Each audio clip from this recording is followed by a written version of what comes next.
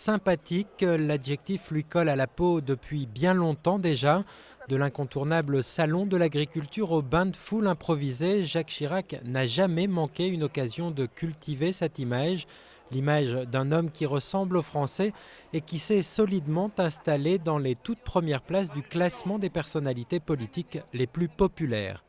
C'était un gars qui était formidable et sa femme aussi. Hyper sympathique et moi je le sentais proche des Français, voilà. Les Français recherchent ça aussi, un président qui est proche et qui ne regarde pas de manière un peu hautaine et de haut.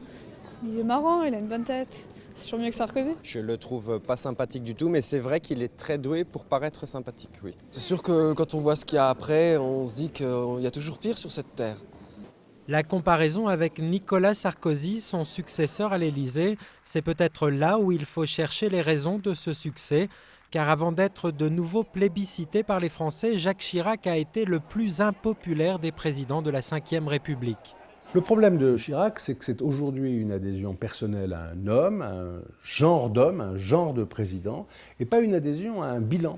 À part le non à la guerre en Irak, pour certains très peu nombreux, le fait qu'on ait mis fin au service militaire obligatoire, il y a très peu de souvenirs des résultats des mandats de Jacques Chirac.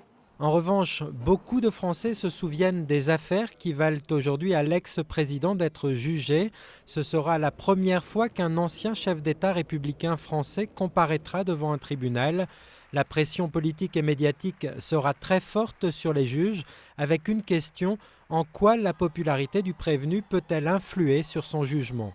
Les juges sont des hommes, donc bien sûr, ils ne sont pas imperméables, mais c'est une bonne occasion pour eux de montrer que un tribunal ne doit pas et ne peut pas tenir compte de sondages de popularité.